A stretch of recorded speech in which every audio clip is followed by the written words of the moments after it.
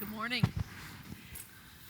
So what many of you may not know is this whole ChIPs Summit and conference came from ideas from the Fortune Most Powerful Women Summit.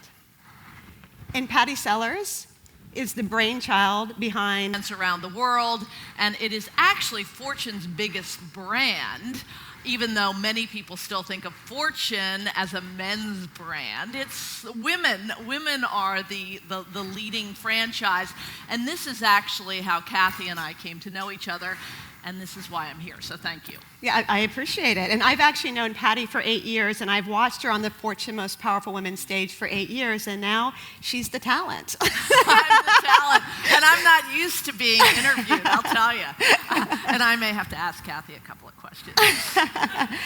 So we're here to talk about telling stories. Right. And you've told stories at Fortune for over 30 years. Over You don't look that 30 years. old. Thank you very much. You help keep me young. So I came to Fortune in 1984, wanting to write about people in the arts of all things, and couldn't get a job in that area, and decided I liked business. And one of the reasons that I liked writing about business people, and I would consider this community of lawyers in that category of business people, the thing I liked about writing about them is, number one, they're smart, as opposed to like writing about people, not to disparage people in sort of the arts and entertainment industry, but seriously, I found, wow, these people are smart, and wow, these people have an opportunity to do things in their jobs and in their positions beyond what their job description calls for them to do. And that whole idea of power and influence really appealed to me and made these people interesting to me as story subjects.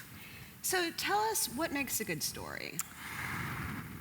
A good story, and I'm amazed when I get, over the last 32 years, as I've gotten pitched stories. So many people don't realize the obvious, which is a good story has a beginning, middle, and end. Okay? So if any of you want to get your story out there in traditional media. Now, we're living in an age where we don't really need traditional media, right, to put our story out there. We have countless social media platforms.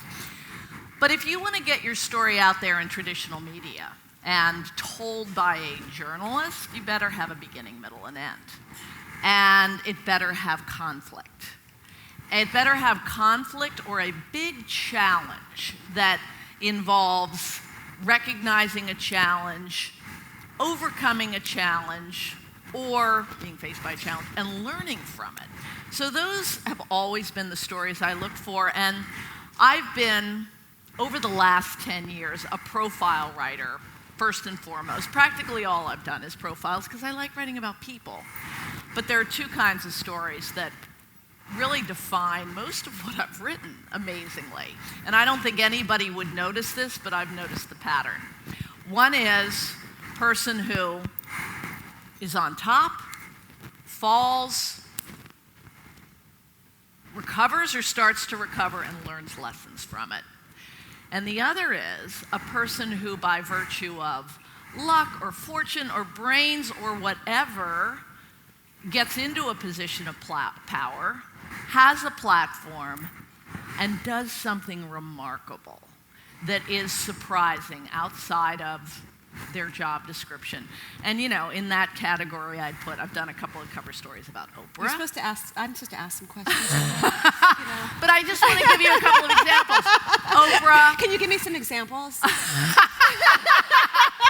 Sure, Kathi, I'd be happy to. Okay. So I did it was 2008, I did the first solo profile of Melinda Gates, who to me is exactly that type of person who, she married Bill Gates, she could have been a billionaire's wife, but she decided to make something more of it. And so, I've done countless stories, and if you want to tell your story, okay, I'll let you ask the question. What were you going to say next? But I just encourage anyone who wants to think about, what's my story? How do I define my story? And I've learned to apply this to myself as I've studied so many people who have done this well. You really need to think about, what is my story beyond my job and my job description and what I'm supposed to do? How do I define myself? And if you can define yourself in an interesting way outside of what you're supposed to be doing, then you can probably create for yourself very easily a story. So you're in a room of mostly lawyers, and I know you love lawyers. I love lawyers. So you're in a room of mostly lawyers, policymakers. Why is it important for them to create a story? We're living in an age where people who are looking for jobs, looking to go to companies, looking to go to law firms to make their careers, they're not just looking at companies anymore. Through LinkedIn and through all sorts of social media platforms, they can see very easily who they're going to work for, who they're going to be interviewing with. And it's such an opportunity for everyone to define themselves. And of course it needs to be authentic, because if your profile that you put on social media is different from the real you, you're going to be exposed immediately. So of course you have to be authentic. But, you know, as I've interviewed very successful people over the decades, the number one best piece of advice is, don't, you know, when you're looking to where you want to build a career, don't just think about the company, but then certainly don't think about the pay as your number one priority, but think about who you are going to go to work for, and are they smarter than you, and can they make you smarter? And the opportunity for young people, not the people in this room so much, but young people who come to work for you. There are some young people on this stage. Yes, you're right. I was trying to give you credit for being mature and very senior there, and it came out totally the wrong way. But I just think everyone has an opportunity, and everyone should be defining their story, because in this digital era, you need to have your profile out there. We heard Joanna, I don't know if you were there for the Next Gen Summit. We heard Joanna Bloor talk about this a little bit, and about how it's important to come up with your story, and so that people are attracted to you. They want to talk to you. You know, a lot of us are lawyers. Most all of us are lawyers, or in policy or technology. Can you give us some examples of people who, you know, didn't define themselves by their jobs and told a story that was intriguing? Well, and not that lawyer jobs are not intriguing in and of itself. No, but seriously, I mean, if you look out here, you know, maybe a third of the room can say I'm a kick-ass litigator. You know, a third of the room can say I'm a kick-ass policymaker. Right. You know, there are things that we can say, but what really differentiates us? You know, there's a really great story in the issue of I don't mean to be promoting Fortune too much, but there's the Most Powerful Women issue is out right now, and just the other day online, this profile of Beth Comstock, who's the first female vice chair at General Electric, came out. And Beth, if you want to look it up, Beth Comstock, Fortune Colvin, Jeff Colvin wrote it, Colvin. You can just Google that. But it's a story about a woman who grew up in PR. She actually wanted to be a science journalist, and she was a bio major in college, and she ended up going into journalism because she couldn't quite cut it in science. And so many and I know that there are a lot of engineers in the audience, and good for you, because, you know, to combine science or engineering or math and the law. What a great path to success, but we all know that so many girls drop out of science. But anyway, she became a journalist, and she ended up rising through the ranks at NBC, head of PR, and then she got into, she thought as a PR person, she thought more like a marketer. As a marketer, she thought more like a digital innovator. And now she is GE's vice chairman in charge of innovation. And it's a fantastic story about a woman who has never been defined by her job description. I mean, among CEOs who have done a really good job of this, I think maybe first and foremost is Howard Schultz at Starbucks, who I know I'm making noise. If Nina Totenberg were next to me, she'd be fixing my hair, right? You missed that yesterday. I heard about it. Did you really?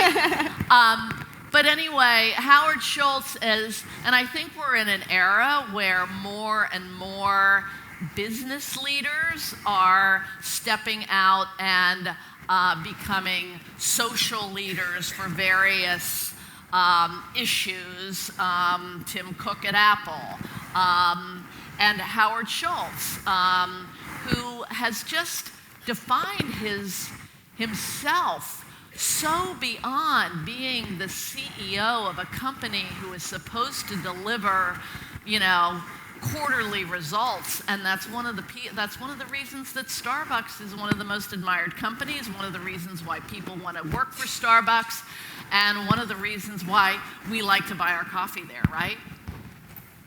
So before we get to S&M. S&M,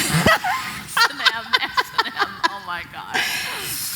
Only Kathi calls my new company this. Okay, go ahead. Tell us your favorite story. What's the favorite story you've written? Favorite story.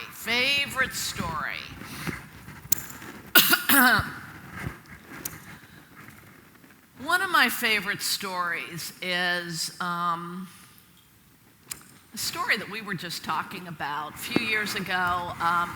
There is a man named Sean Maloney, who was first in line to be the next CEO of Intel.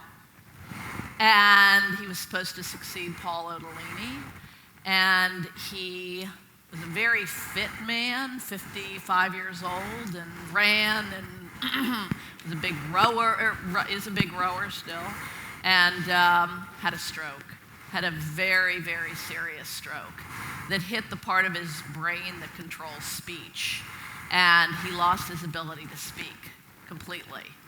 And by unbelievable drive and determination and stamina and resilience, he learned to speak out of the other side of his brain, defying doctors' expectations. And he ended up recovering to the point physically very well, and he still struggles with speech. They live in Palo Alto, he and Margaret, but he ended up retiring from Intel, and he ended up riding his bike across the country to raise money for this cause. But this is a wonderful example of someone who takes a position of power and uses it for better things. I mean, I've written a lot about Sheryl Sandberg and interviewed her on stage quite a number of times over the years. And, sometimes you can't control your story. Sheryl created such an amazing story by, she's COO of Facebook, and she decides that she's going to have a role inspiring young women to take more risks and think more about creating their own stories in their career. And she writes Lean In, and she defines herself broadly. And then last year, her husband dies suddenly. Oh, okay, I'll use that. Oh, that's much better. Sorry about that. So sometimes you can't control your story. And what's she doing now? She's writing a book about resilience, which is coming out next year. So you can't control your story, but you can certainly shape your story even when terrible things happen.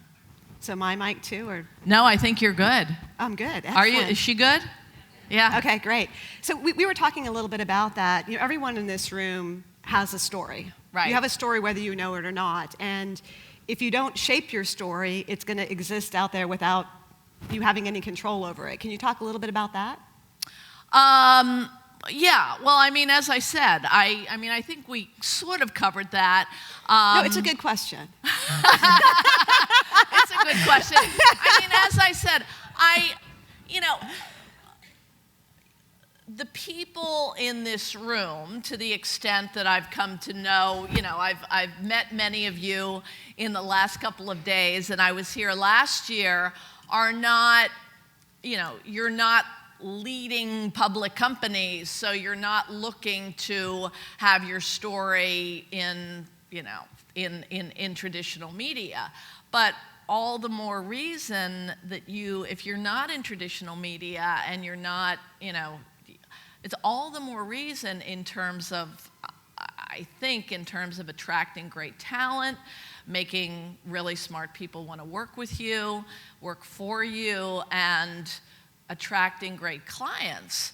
You want to put your profile out there, and there are countless social media platforms to do it. Fortune has an insiders network where you can, a number of you I know in this room have contributed to that and written your own pieces about, that includes career advice. And the more you can do that, the more you're going to be attractive to talent and to clients. And we're not even talking about like wanting to define yourself to get another job at another firm or another company. So for 30 years, you've written very inspiring stories. You mentioned Sean Maloney. That was part of the reason that I Now Row. I mean, I thought that was a very inspiring story. I would encourage everyone to read it. I think there's a video on Fortune as well. I mean, if you want to read the story, it really is such a beautiful, inspiring story. It's Sean, S-E-A-N, Maloney, Intel, Sellers. You'll find Fortune, you'll find it. And everyone has heard that your Marissa Meyer story was something that really helped Manal push through. Absolutely. When she had kids and wanted to change the world in Morocco, just knowing that somebody could be pregnant and have kids and have such responsibility was inspiring. So you've been doing this for 30 years, and then you quit and go to S&M. S&M, oh my gosh. Oh my gosh. Tell us about that. So Kathi likes to call the name of my new company S&M. It is S-E-M, my dear. It's SellersEaston Media. So I, over the years, have struggled with my story because I think, like a lot of us, we grew up being told, being taught to be good girls, to do precisely what our superiors tell us to do. And the smartest thing that I've done in my job at Fortune is to break out of that. And one of the ways, most people who grow up at Fortune just basically go straight down the writing and editing line. I ended up overseeing this franchise, which has become Fortune's biggest multimedia franchise. So at these conferences that Kathi and Malin and a number of people in this room come to, and Manal, you promoted so well, I have heard time and time again from Sheryl Sandberg, from Ginny Rometty at IBM, from other most powerful women about getting outside your comfort zone, taking risks in your career. And I was always so moved and inspired by that, but I never really did it until last October. A longtime Fortune colleague of mine named Nina Easton and I went to our boss and eventually the top people at our parent company, Time Inc., and said, we are starting a company. And to our utter surprise, we were scared of doing that. To our utter surprise, they said, great, we're very surprised. What can we do to keep a piece of you? And so the company is a private client storytelling service that helps people, we help people privately tell their stories with journalistic help. They own the content. they do with the content whatever they want, because you don't need traditional media to tell your story anymore. So you could put your story on your website, on your LinkedIn page, whatever. I and my partner, Nina, are both staying on board at Fortune part-time to oversee the most powerful women events. But we've essentially given up writing at Fortune. But I feel more liberated and excited than I ever have in my career.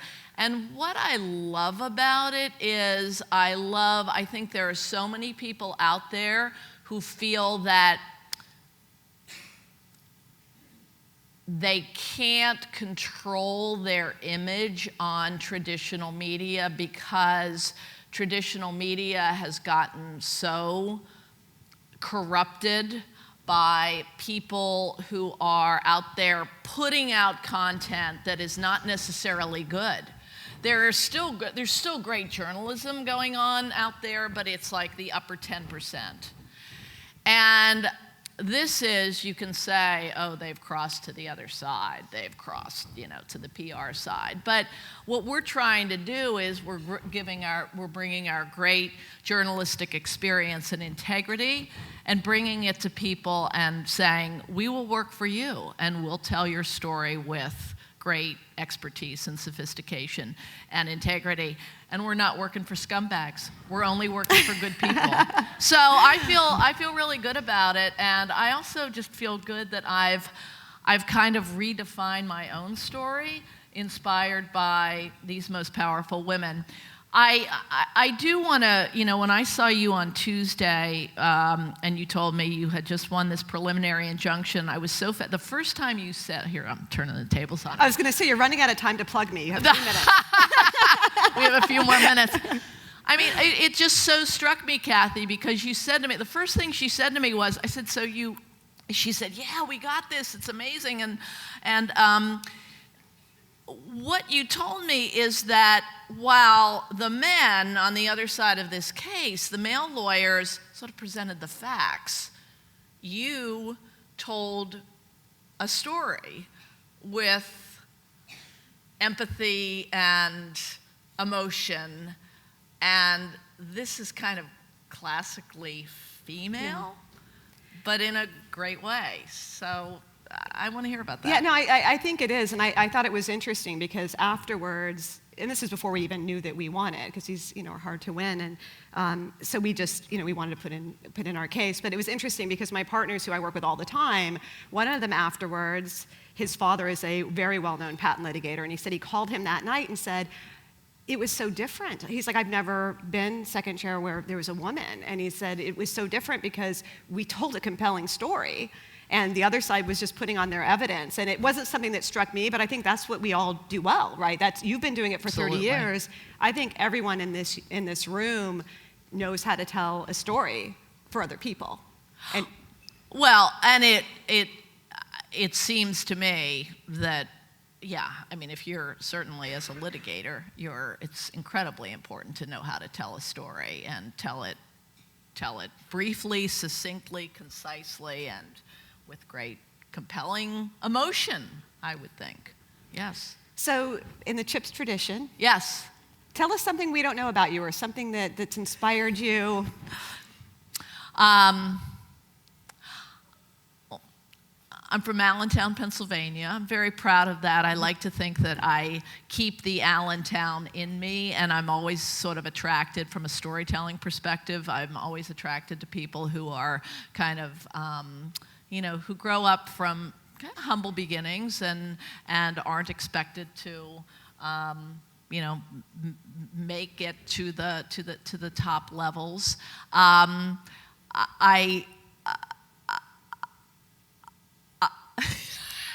Oh, there's more. No, I mean, I want to say, I just have to say this. Kathi got married a year ago, and I was with her. She and I were together, just the two of us, when I met her husband, Martin, and it was such a great story, and you asked me to come to your wedding last October and tell the story on your altar at your ranch, which was really wonderful. So, yeah. Great. So. Well, I hear that there are more stories. If you want to catch up with Pattie, I understand she's got more to say. That's great. Manal did belly dancing last night, and it was really fantastic. So, anyway. Great. Yes. Well, thank you. Thank you. Thanks, Kathi. Thanks, everybody. And this is Manal's purse. Please welcome to the stage the panelists for our next discussion on the tension between privacy and security.